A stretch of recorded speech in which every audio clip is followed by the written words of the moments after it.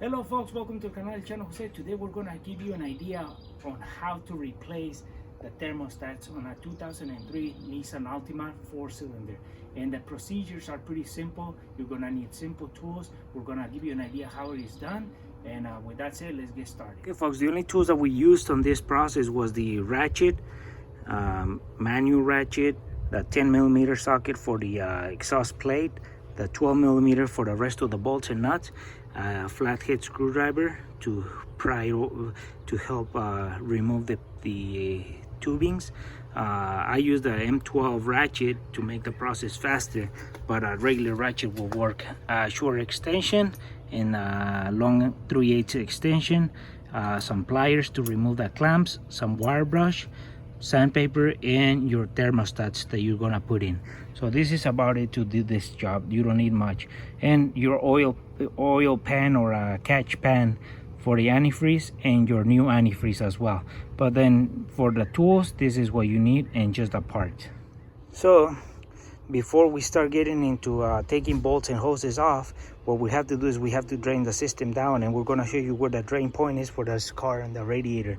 So do this when it's cold. Don't do it when it's hot or warm. So what you want to do is don't want to burn yourself. So we're going to show you where the drain point is for this before you start taking these housings apart, and then you make a mess around the engine. So we're going to show you how to get the antifreeze out without making a mess. Okay folks, so we're looking at the passenger side car, and then right below the shroud there's this opening, and there's the nut or the bolt that is a plug for the radiator. It's a Phillips screwdriver. So what you gotta do is you gotta loosen it, and as you loosen it up, liquid is gonna start coming out. So you need to put a pan right below here as you're taking it off. So that's the drain point, and we're gonna take it off to show you how it looks like.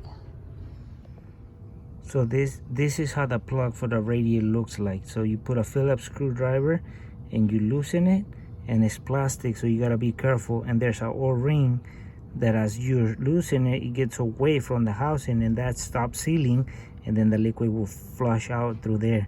So this is the drain point. So when you put it back on, you just put it and then you spin it, and it'll tighten itself, and the O-ring will seal. Okay folks, so we have to take these wires out of the plate so we can remove it. So we gotta get them out of there and right there.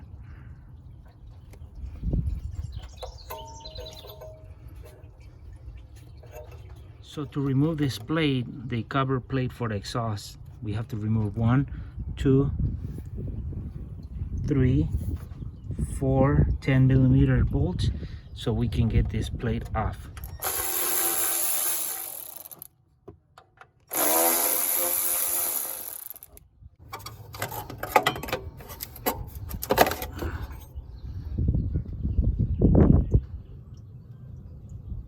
Okay folks, to remove the thermostat that is in front of the engine, we have to remove 2 12mm bolts so we can get that housing away from the engine. So once we do that, we take 1, 2, and then we pull it off.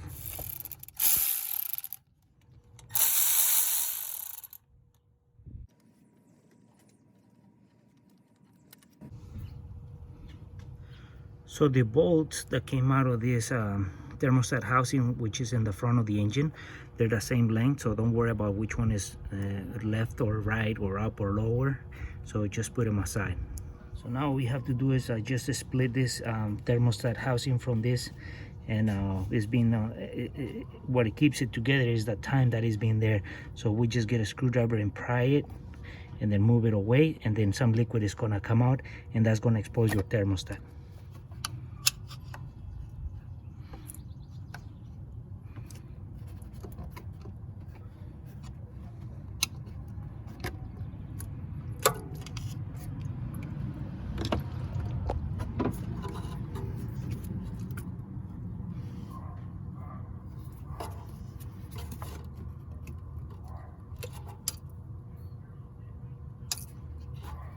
Okay folks, so once you take your first thermostat in the front and you take it out, remember one thing is very important is that this valve or this little metal has to be facing, or it has to be on the top. when you put the new one in. And it says right here, top, and this little valve needs to be at 12 o'clock. Because what happens is that any bubbles or any air that gets trapped behind it travels through here. It lets it burp itself. So when the thermostat closes and if there's any pockets or any air, the air is burped through here. So it's very important that you put that at 12 o'clock. Don't put it anywhere else. Put it at 12. It's very important. Top, 12 o'clock. So we get our new thermostat, and then we make sure that that little valve is up at 12 o'clock.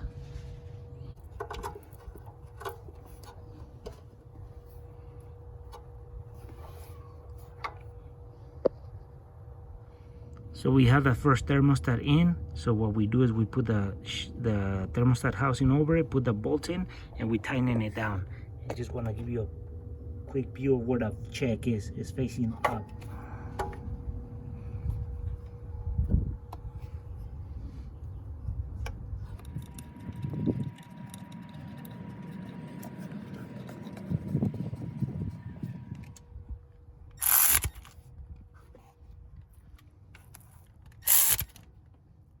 Okay folks, so we have replaced the bottom front thermostat. Now we're gonna replace the second one, which is right over here. This is the main one. This is the upper one in the side of the head. And for that, we're gonna have to take a few things apart. We're gonna have to take this hose off, this metal hose off.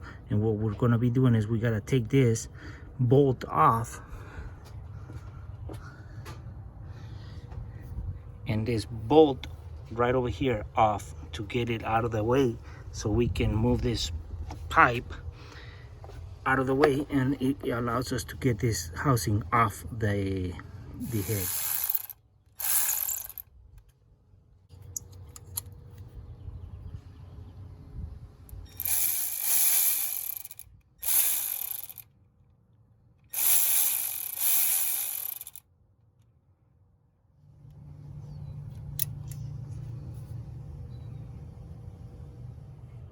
Okay folks, so once we have removed the bolt that holds that metal pipe against this thermostat housing, the 12 millimeter and the 12 millimeter over here, we pull it away, and we pull it this way away from the housing so we can split it once we start working on it.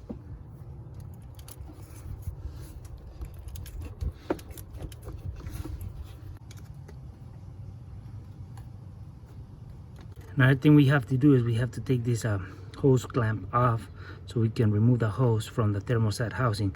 This hose goes to the top of the radiator, so we gotta undo it from the housing, and we gotta undo this hose, and we gotta unconnect this plug to the sensor.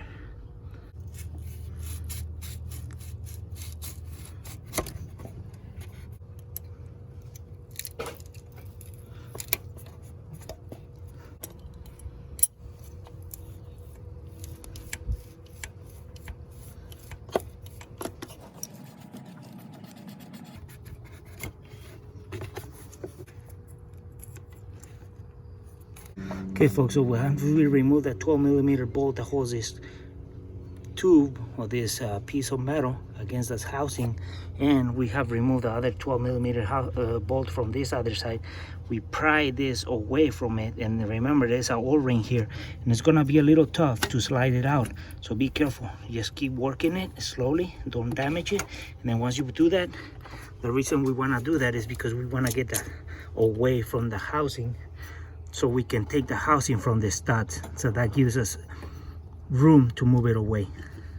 Okay folks, so we have to remove 1, 2, and there's 3. There's 1 bolt down here, and there's another bolt over here. So it's 2 nuts and 2 bolts. So we're gonna take those off. They're 12 millimeters.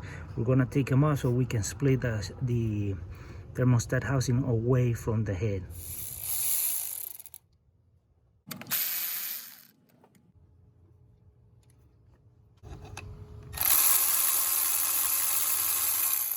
Okay folks, so we have removed 1, 2 nuts, 12 millimeter, and then we have removed 2 bolts, 12 millimeter. One that goes right over there behind the sensor, and one below the thermostat housing, and we're gonna show you once we remove the housing where they're located at. They're the same length. They're all 12 millimeter socket, and so you don't have to worry about these two being longer or shorter than, so they go in either way.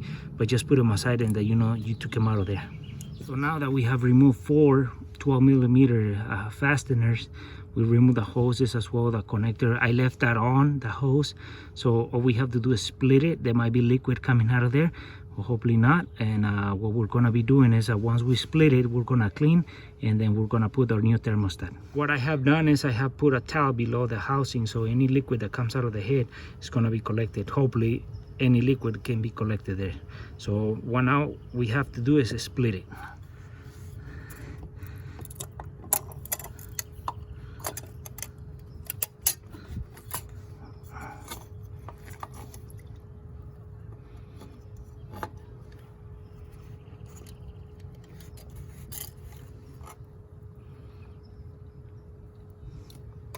So what I have done, this thermostat was there and it was stuck to the housing. So what I do, I put a screwdriver through there, and I use it as a leverage to split it away.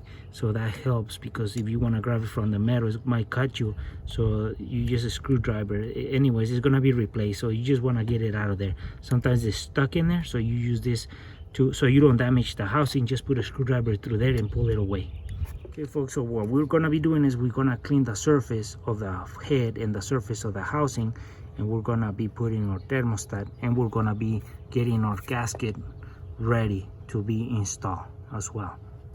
Okay folks, so we have cleaned this surface and that surface, and it's clean. It looks just like rusted, but it's clean.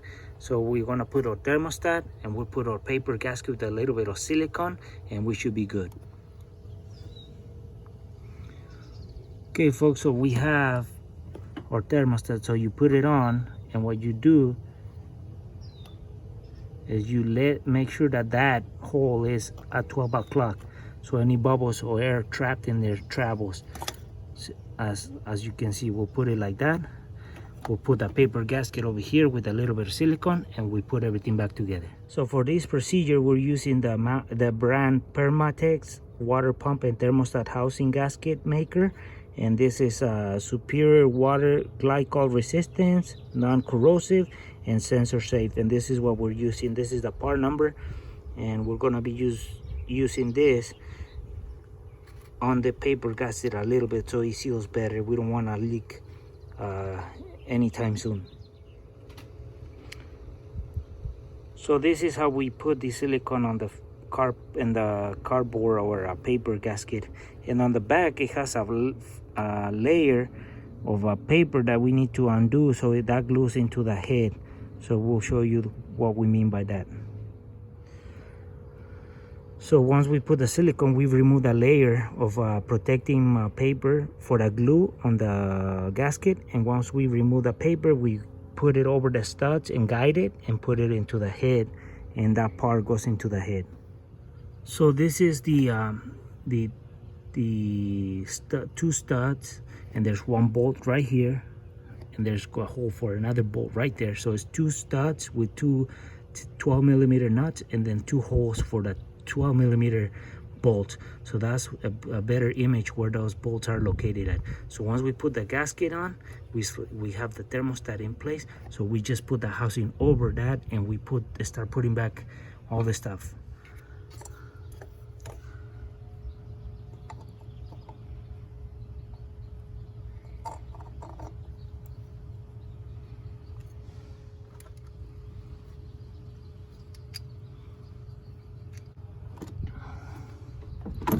So we start putting back the 12 millimeter nuts. One on the top, one on the front, lower side, right over here, that's that. And then we'll put the two 12 millimeter bolts in the bottom that we show you the holes that you gotta look for them. They're a little bit hidden.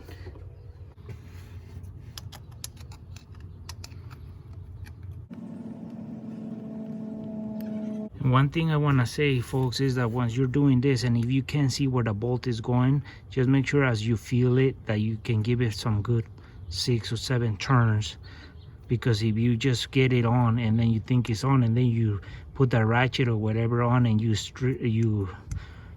strip that thread, you want to be in big trouble. So you want to take your time, make sure it goes in and smooth as much as you can, because that way you don't, this is a head made of aluminum and you can make a bigger problem out of this. So I'm just want to give that out.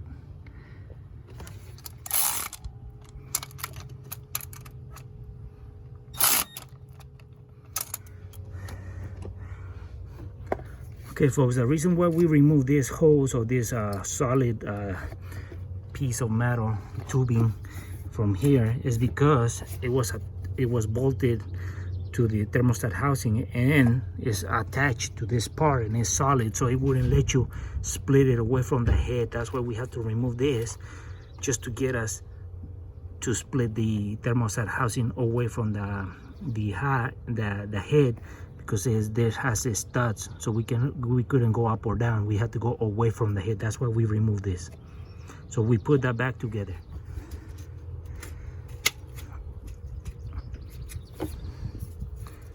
Okay folks, so now that we have put this solid pipe back into its place, we have to put the 12mm bolt that holds it on the bottom and the 12mm that holds it towards the housing of the thermostat. So once we get done, we put the hoses back on. We'll clean a little bit right here and we put the hoses back on and we connect our connector.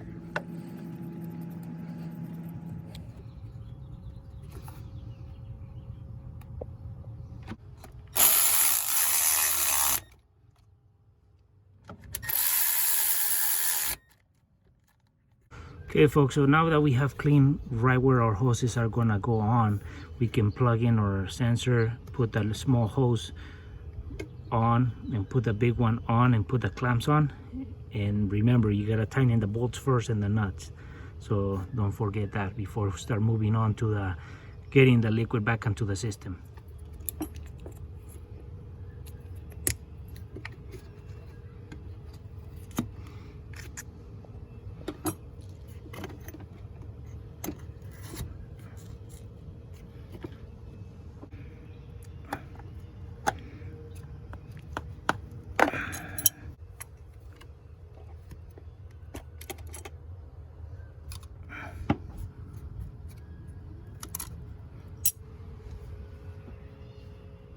So at this point we have replaced the bottom front thermostat and the side thermostat on the Nissan. So before we start moving on to put the shelf or the cover or the headers, we want to make sure that everything's put together as it's supposed to be.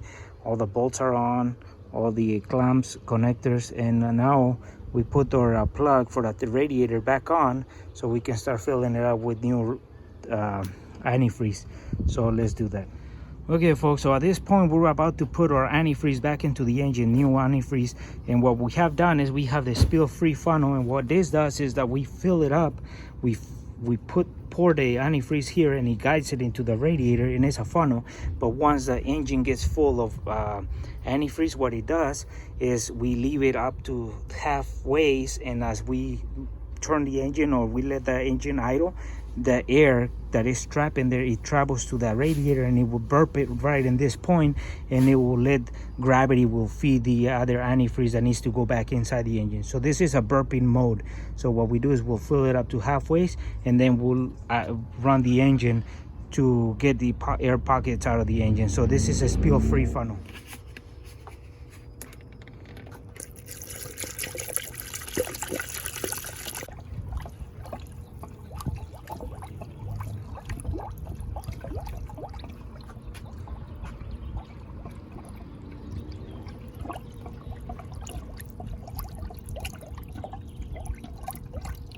So at this point what we're going to be doing is the antifreeze is being added on and there's no more antifreeze going into the engine. So what we're going to be doing is we're going to leave the engine idle.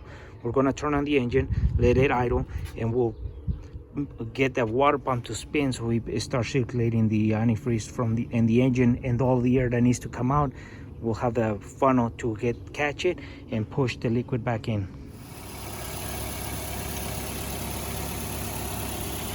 So at this point we got the engine idle, so we're making sure that all the air pockets that are caught inside the motor are gonna be transferred to the funnel, so all that is gonna be filled in with antifreeze. And also at this point, you want to make sure that when the temperature reaches a normal operating temperature on the engine, that there's no leaks and that the temperature actually stays there. It doesn't go above that. So this is the time when you want to make sure you get normal operational on this thermostat.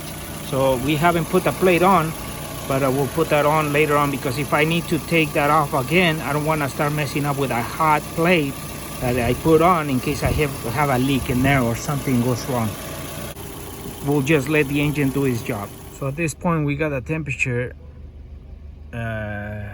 almost at normal. So we gotta make sure that doesn't keep going up. So we gotta keep checking. So we gotta make sure that the thermostat's open. So we gotta keep checking that this doesn't go up. So it looks good, looking normal.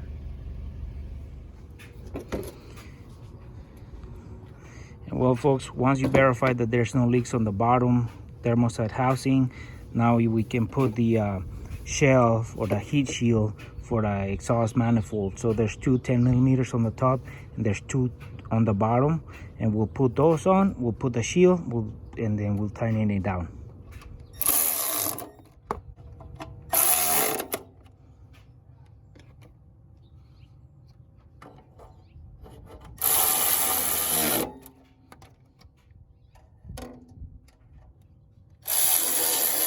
And well, folks, we have put back on the heat shield into the exhaust manifold, the two 10 millimeter up bolts and the bottom ones.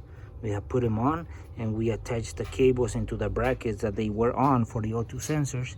So that was the final step on putting everything back on. So this was the procedure on a 2003 Nissan Altima 4-cylinder 2.5 thermostat replacement. Well, folks, hopefully this video was useful and give you an idea how to replace two thermostats on a 2003 Nissan Altima 4-cylinder. And remember, the most important part of it is that you gotta do it safely. You gotta let that engine cool down if you were driving the car, and you don't need many tools. If you like it, give us thumbs up, share it, and we'll see you soon with more videos here in el canal de Chano Jose.